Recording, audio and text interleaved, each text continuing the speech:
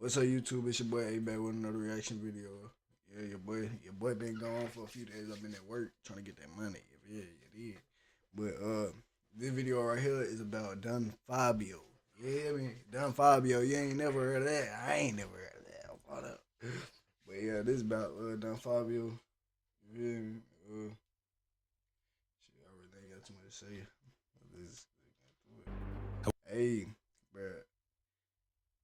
Shout out to Lil Pablo for now. Cause you feel me? I ain't gonna lie. Matter of fact, I'm gonna do a video for him in a second, right after this. You hear me? But let's get into the video. However, there was one person he always treated with absolute respect. Don Fabio Ochoa Restrepo, a calm, rural-looking man, a horse lover, and someone everyone simply called Don Fabio. Don Pablo Escobar. Today I'm going to tell you the story of Don Fabio Ochoa, the patriarch of the Ochoa clan and the only man Pablo Escobar truly respected in his entire life.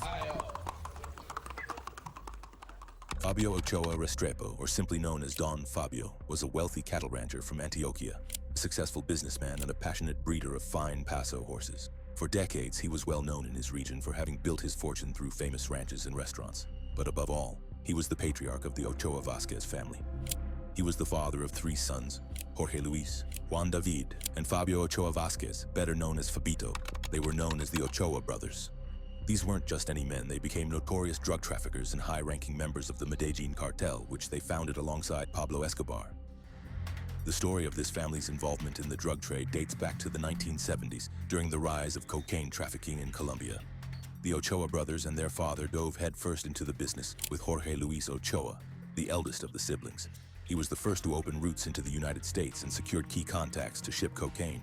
Later, after handling a few shipments, he brought his two younger brothers into the operation. Eventually, together with Pablo Escobar and other Paisa kingpins, they founded the Medellin cartel in 1978, a criminal empire that would go on to control 80% of the world's cocaine supply. It's no... Them niggas say 80%. You know how much money you making off cocaine? You hear me? 80%, nigga, you making so much bread. Hey, but don't do that. Your ass going to jail. You going to jail. You think you trapping, nigga, you going to jail, nigga. FBI will be there. You hear me? Shit like that. Shit. Oh, my bad, gang. The Ochoas, second in command at Forbes' list of percent of the world's cocaine supply. It's no coincidence that Escobar appeared on Forbes' list of billionaires for 7 consecutive years. The Ochoas, second in command after Escobar, also managed to build enormous fortunes. Still, they kept up a facade of respectability thanks to their father. In the eyes of the public, they were seen as elegant horsemen, traditional landowners, and successful businessmen from Medellin. But beneath that polished image, they were major players in the global cocaine empire. So what was Don Fabio's relationship with Pablo Escobar like? You could say Don Fabio was almost a father figure to him. Keep in mind, Fabio Ochoa was 25 years older than Pablo. Don Fabio was a true gentleman, calm, experienced, and with a strong aura of respect. He wasn't a young gun chasing fame, but an older businessman who preferred discretion and peace. Pablo Escobar valued Don Fabio's position and experience. It's said that he treated him with genuine respect, always calling him Don Fabio as a sign of reverence. And although he was a key figure in the world of drug trafficking, Don Fabio never lost his composure and was never a violent man. Escobar admired his cold intelligence and natural authority as a patriarch. And he wasn't just respected by drug lords like Pablo. Most of Colombia's elite simply saw him as a prosperous cattle rancher. That duality allowed him to operate as a shadow figure of power. He supported his sons and allies, but without ever getting his hands dirty. And Escobar knew it. That's why he held a special kind of respect for him. Hey, go ahead. Go ahead, blow my shit up so we can pay for these weak ass gang. Saludo a mis hijos, mis nietos. Hey, y'all drop some comments in the y'all drop some shit in the comments too, cause I need to find how to make my soundboard. I'm trying to get a soundboard. You feel me? So when I see some shit, I be like, I can push that bit. That bit be like, oh shit. Oh, bro. Mis amigos y todos los caballistas en general. Don Fabio represented the old-school mafia, built on family codes, discretion, and honor, a far cry from the indiscriminate violence that defined Pablo. The most curious part is that by the end of that decade, his sons were already on the FBI's list of the 10 most wanted criminals, while Don Fabio was profiting from the same illicit business, quietly, without fame and without being pursued by the government. In reality, there was no evidence to incriminate Don Fabio, while there was plenty against his sons. That mutual respect, because Don Fabio also had deep respect for Pablo Escobar, was solidified by the kidnapping of Marta Nieves Ochoa, Don Fabio's daughter and the youngest sister of the Ochoa brothers. This happened in late 1981. In November of that year, Marta Nieves was leaving her university in Medellin when she was intercepted by armed men and forced into a car. Who was behind it? A commando unit from the M19 Urban Guerrilla Group, which at the time was also seeking power. They knew that kidnapping the daughter of powerful drug traffickers could bring in a massive ransom. When Don Fabio received the news, it's said to have been a devastating blow, especially since she was his youngest daughter. The incident unleashed the fury of Medellin's top drug lords, including Pablo Escobar. On December 1st, 1981, just weeks after the abduction, the Ochoa brothers called for an emergency meeting in Medellin. Dozens of Colombia's drug bosses attended, along with some of the wealthiest cattle ranchers, all worried about the safety of their own families. Each capo contributed money and armed men. In the end, they formed a private army of over 2,000 hitmen ready to rescue Marta and let the guerrilla know they were messing with the wrong people. This paramilitary group was called MAS, short for Death to Kidnappers. The pressure they exerted was so overwhelming that, after 92 days in captivity, the guerrilla released Marta Nieves without receiving a single peso in ransom. Imagine the relief and joy Don Fabio must have felt when he got his daughter back safe and sound. Pablo Escobar, who had supported the creation of MAS, also reinforced his alliance with the Ochoa family during those difficult hours.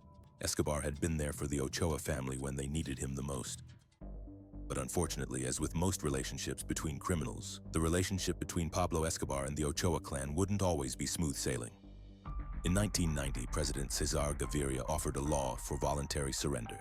Basically, he promised no extradition to the United States, reduced sentences, and fair treatment for any drug trafficker who turned themselves in. Many kingpins saw it as their lifeline, and this is where Don Fabio once again showed his authority. According to his own daughter, as soon as the offer was made public, Don Fabio called his 3 sons and gave them a direct order. Now turn yourselves in and take responsibility for your mistakes. Without hesitation, Jorge Luis, Juan David, and Fabito obeyed their father. Think about the weight of those words. He didn't suggest it, he ordered it. And the 3 capos, who by then were internationally feared, followed that command. It's said that the Ochoa brothers, ready to pay for their crimes at their father's command, tried to convince Escobar to do the same. Bueno, y que, a ver, contame qué fue lo que dijo más o menos, qué palabras dijo. Que el presidente decía que se estaban estudiando todas las posibilidades para un tratamiento menos riguroso para los que se presenten ante la justicia. Hold on, y'all. I'm gonna be back. Y'all, I'm bad. My bad. My girl was on the phone and shit. But Pablo flatly rejected the idea. In essence, Escobar was telling them he hadn't come this far just to surrender like an ordinary criminal. That response marked the definitive break between Escobar and the Ochoa family. To Escobar, that moment felt like betrayal. The end of Don Fabio Ochoa's story was very different from that of Pablo Escobar. After his son surrendered in 1991, he practically withdrew from any public controversy. He returned to what he considered his true life: horses, legal businesses, and family. The life he always claimed as his own, not that of a drug trafficker. By then, he was already dealing with health issues related to his age, worsened by his weight. On February 18, 2002, Don Fabio died at the age of 77 in his home in Envigado, Antioquia, due to kidney failure. He died the same way he lived much of his life, dedicated to breeding fine Paso horses. He never set foot in prison, nor was he ever involved in any act of violence. What is known is that he was deeply respected, even by the drug lords he associated with, a contradiction that led many to believe he was involved in illicit activities. Still, nothing was ever proven, and he was never convicted by the government. What is certain is that this man was one of the most respected figures in Colombia, even by the most powerful drug lord in the world, Pablo Escobar. Thanks for watching till the end of this video. If you enjoyed it, don't forget. Yeah, that was it for real for that video. But yeah, dude, he really ain't sound. It just sounded like he was like a good dude. You know, he was respected. He was respected off his choices. You feel me? Off his choices, off his voice and shit like that. But shit, I'm gonna catch y'all in the next video. I got like one more video to make before I got them call it a night and shit. So I'm gonna catch y'all in that video. I love y'all. Y'all be smooth.